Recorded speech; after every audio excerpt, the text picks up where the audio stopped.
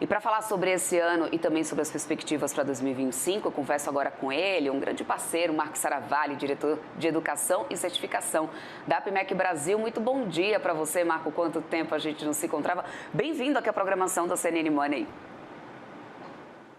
Bom dia, obrigado. Prazer enorme estar aqui com vocês hoje. Marco, vamos lá, né? Se a gente dá uma olhada para os boletins Focus que foram divulgados logo no início do ano, primeiro boletim Focus no início do ano, para esse último que foi divulgado ontem, parece que a gente está falando de até anos diferentes para essas projeções econômicas no Brasil. Mas, na verdade, se trata de um mesmo ano em que boa parte dessa piora veio agora, nesse final de segundo semestre. E muito parte disso devido a essa questão desse pacote fiscal. Então, eu quero entender do seu ponto de vista o impacto dessa questão dessas contas do governo, desse pacote fiscal que foi aprovado agora em 2024 a duras penas e com muita dificuldade, mas que tem sido, sim, apontado como um fator que realmente impediu uma recuperação mais significativa no final desse ano da Bolsa, Marco. Se a gente fosse traduzir esse ano de 2024 numa música, né? A gente lembra daquela música que tem aquele trecho que fala "E saudade, quanta coisa mudou", né? Se a gente estivesse no começo, de fato, do ano de 2024, vamos pegar primeiro o câmbio, né? O câmbio, acho que todos os principais economistas, né, tendo como referência também o Boletim Focus, a gente esperava, né? Eu também esperava um câmbio certamente abaixo dos R$6, né? Perto de 5,50, 5,60, talvez 5,40, os mais otimistas, né? E não foi isso que aconteceu, né? O câmbio veio se desvalorizando, nosso real foi a pior moeda no mundo todo ao longo do ano de 2024, se desvalorizando ali aproximadamente 27%, né? E como você falou, né, a gente teve a deterioração de todas as principais medidas, e talvez a grande principal medida foi a expectativa de inflação, né? E aí grande parte da discussão mais técnica, né, que os economistas estão tendo nesse momento em relação à famosa dominância fiscal. O que quer dizer isso? É que basicamente o assunto fiscal ele acaba sendo determinante, acaba dominando, e a política monetária acaba não tendo efeito. Ou o Banco Central tem que subir os juros para 12, para 13, para 14, talvez que está para 15% para começar a fazer algum efeito, né? E a Bolsa é basicamente um termômetro de tudo isso também, né? Quando a gente tem investidor estrangeiro nada animado com o Brasil, só retirando recursos por aqui. Quando a gente tem a pessoa física, os fundos de investimento, né, os FIAs, né, também reduzindo sua posição. Fundos multimercados reduzindo sua posição em ações aqui no Brasil, né? E a gente tem os fundos de pensão também reduzindo sua posição, a gente não tem um comprador, né? Então, toda essa competitividade da renda fixa, ela acaba sendo muito mais atrativa para o investidor do que investimentos em ações. Embora as empresas tenham entregue bons resultados ao longo do ano, né, o investidor optou por outros investimentos, né, ou aqui no Brasil ou fora do Brasil, né, ou principalmente os títulos públicos com alta rentabilidade, acabou sendo esse atrativo. Então, acabou drenando recursos, né? A gente não viu essa demanda por ações, a gente não viu um grande argumento. Tá? E aí, de fato, o investidor acabou priorizando. Então, fica sempre aquela discussão, né, que a gente fala, pô, a bolsa está barata, está barata, está barata, mas a gente não tem um comprador, não tem um investidor que aproveita essa bolsa, que acaba impulsionando ela para cima. Pelo contrário, né, a gente acabou fechando o ano com cerca de 10% de queda na média. Não quer dizer que todas as ações caíram. A gente tivemos algumas ações, sobretudo ali do setor de proteínas, se destacando positivamente, mas na média as ações caíram cerca de 10% desse ano. Infelizmente, né, fechamos um ano bastante negativo aqui no nosso principal índice de ações aqui no Brasil. Eu até vou querer falar um pouco mais sobre setores ali que deram um pouco mais certo nesse ano 2024, mas antes disso eu queria falar sobre um pouco dessa questão da previsibilidade. A falta de, na verdade, né? Porque essa falta de previsibilidade, essa palavrinha que a gente sabe que faz tanta diferença para o investidor, de que maneira as decisões de investimento ao longo de 2024, você avalia que elas foram tomadas diante dessa falta de previsibilidade, né? Quais as estratégias ali, as decisões podem ter feito realmente diferença nesse ano de 2024 para poder driblar essa falta de previsibilidade, Marco? Falando já de destaques, né, dentro do ano, dentro do Ibovespa, nosso principal índice por aqui de ações, De fato, né, acho que duas classes de ações. Primeiro, as ações mais previsíveis, o que possam até ser protegidas da inflação. Então, a gente está vendo aqui nas entrevistas anteriores sobre a expectativa de inflação, expectativa de reajuste do salário mínimo, né? Tem algumas empresas que repassam automaticamente a inflação, seja IPCA, algum outro índice. Isso acaba, de certa forma, protegendo o fluxo de caixa das companhias, né?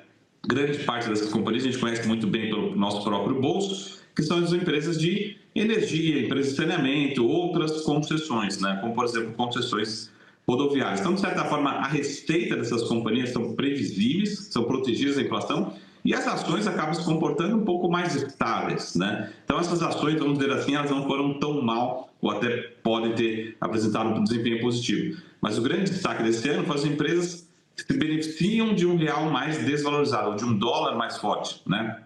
E principalmente aquelas exportadoras e principalmente as empresas de proteínas. Quando a gente fala de uma JBS, né, a gente conhece muito a JBS no nosso dia a dia aqui no Brasil, mas a gente lembra que a JBS, grande parte da receita, né, vem dos Estados Unidos ou vem do exterior. Então, quanto mais o dólar se valoriza em relação ao real, mais ela ganha aqui em reais, porque parte da sua receita, ou grande parte da sua receita é em dólar e parte do seu custo é em reais. Então, a gente chama essa boca de jacaré, ela vai ganhando margem, ela vai ganhando rentabilidade. Foi isso que aconteceu com esses setores. Então, setores mais previsíveis, que possam ter menos influência política, menos influência da economia, né, que possam ser protegidos da inflação, e setores que tenham o dólar, né, sendo beneficiando o fluxo de caixa, foram os melhores setores da Bolsa. O inverso foi verdadeiro, né? Não quer dizer que as empresas, a gente sempre fala assim, pessoal, não, a economia ela está bem, a economia está forte, a gente está gerando emprego. Só que a gente sempre fala, na Bolsa, é um indicador de expectativas. Existe a expectativa, inclusive foi o grande assunto das capas de jornais dessa semana, expectativa é que em 2025, infelizmente, o nosso PIB tenha uma desaceleração. Enquanto esse ano a gente cresce cerca de 3,5%, esse ano 2024, ninguém projeta algo acima de 2,5% para o ano que vem, mais próximo de 2%. Então, os economistas estão esperando uma desaceleração com juros altos e inflação também. Ela não está descontrolada a inflação, mas ela está num patamar que começa a incomodar. Então, tudo isso, né, você projeta tudo isso para os resultados das empresas,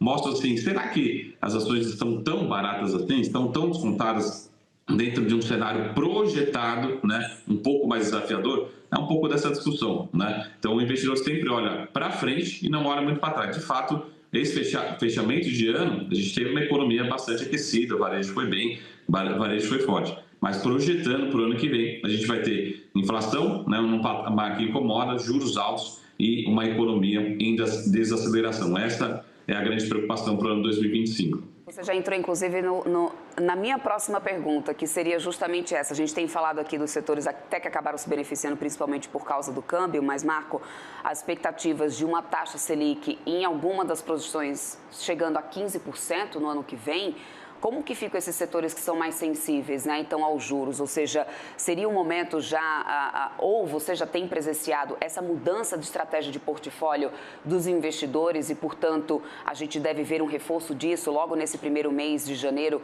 por causa dessa expectativa de juros ainda mais alta? Eu lembro que, inclusive, ontem, no Boletim Focus, a gente viu um salto da taxa básica de juros não só para 2025, mas como também para 2026, né? Ou seja, então a gente já começa a perceber de agora, essa seria a leitura de que a gente deve ter anos ainda mais difíceis, 2025 e também 2026 agora, em fator de renda variável?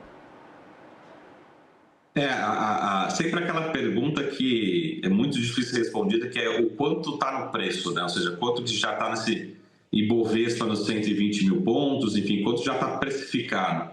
A minha preocupação é exatamente essa, de que talvez, principalmente o aumento da Selic, a gente tem expectativas de mais pelo menos 2 aumentos na Selic no começo do ano de 2025, mas possivelmente esse 13,25%, 14,25%, ou até como você falou, 15%, não esteja incorporado nas projeções, né, de resultados. E principalmente resultados que a gente chama financeiros, né, na despesa financeira.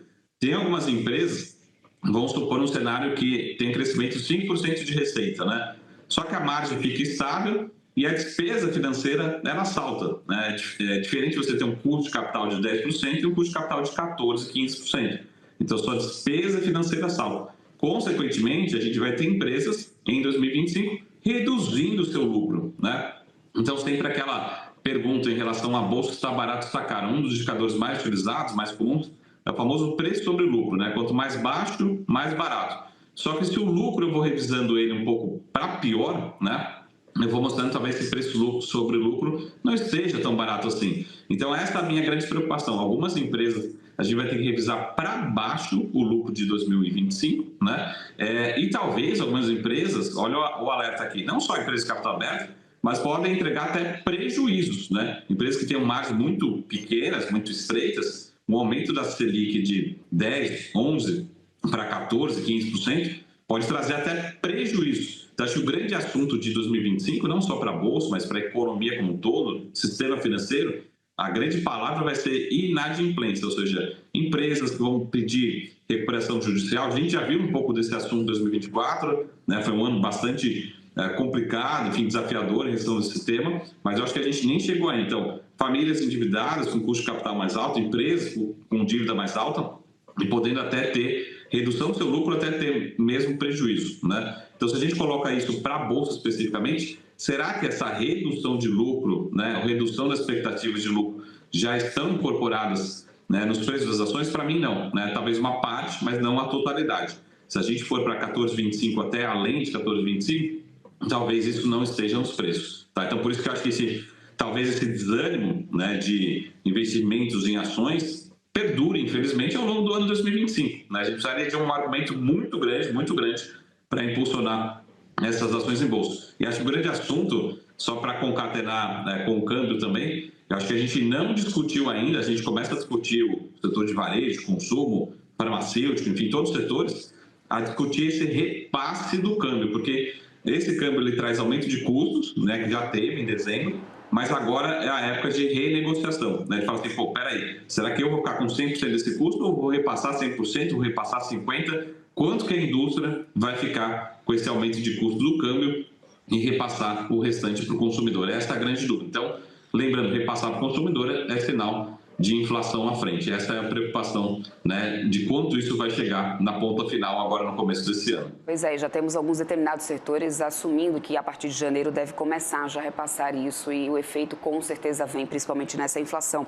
Marco, para a gente caminhar para o finalzinho aqui desse papo, você citou agora aqui já no fim dessa sua resposta a questão do câmbio. E nessas últimas intervenções do Banco Central, é claro que a gente poderia, sem a intervenção, estar vendo um câmbio a 6,50, por exemplo, mas veio parte ali de uma percepção de que a efetividade dessas intervenções em relação a outras que já aconteceram ali atrás, ela não é tão comparativa, ou seja, ela não tem uma mesma efetividade como a gente viu lá atrás. E muito disso tem sido atribuído a essa falta de confiança do investidor, ou seja, a falta de credibilidade no atual governo e de reconquistar essa confiança do investidor. E aí a minha pergunta seria para você, o que fazer nesse 2025 para conseguir restaurar essa confiança do investidor que mesmo diante, né, de intervenções do Banco Central ou diante de um pacote fiscal apresentado não lá muito satisfatório, ela não consegue ser reestabelecida? Em 2025, há o que ser feito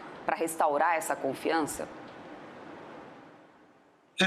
O grande assunto de 2024, né? Eu sempre falo que nós tivemos 3 assuntos em 2024, né? Chama-se fiscal e outro chama-se fiscal, né? 2025 provavelmente vai continuar um grande peso na liderança das preocupações.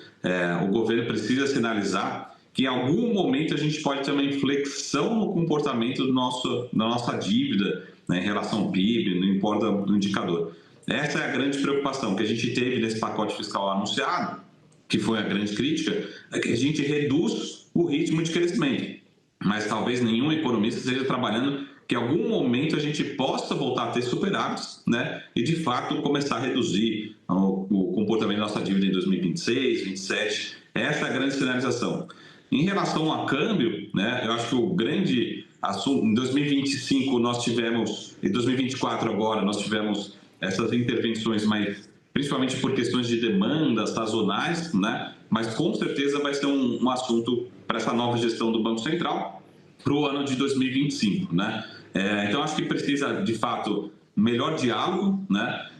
Em relação a meta de inflação, né? Selic, intervenções ou não do câmbio, mas principalmente em relação a resultado fiscal. Eu acho que a gente poderia ter alguma sinalização, vamos colocar assim, um pouco mais liberal desse governo, em termos de ritmo de concessões, né? Ou até mesmo privatizações, né? Além de possíveis reformas, que poderiam sinalizar algum melhor comportamento da dívida. Não foi o que foi apresentado até esse momento, né? Para esse momento, acho que teve muita informação, muito ruído, que acabou até piorando, né? Piorando o relacionamento entre os governos, piorando a comunicação, né, de uma forma geral, e o mercado acabou estressando. Então, de certa forma, a gente precisa ter uma melhor comunicação, melhor sinalização, como você falou, mais transparência, mais previsibilidade, o que a gente não tem nesse momento. Então, acho que um outro assunto no ano de 2025 vai ser possíveis intervenções de fato aí no câmbio, se serão necessárias, como serão feitas ou não, né? Mas, de fato, a gente termina o ano aqui com o nosso câmbio desvalorizando cerca de 27%,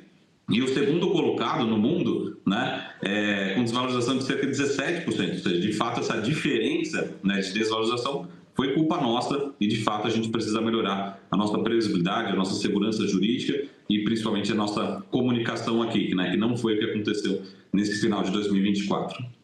Perfeito, Marco Saravalli, muito obrigada pelas ótimas pontuações sempre. Conversamos com o Marco Saravalli, diretor de Educação e Certificação da APIMEC Brasil. Ótimo dia para você. Marco, boa virada de ano, boa 2025 também. Obrigado, um ótimo ano a todos. Até mais, tchau, tchau.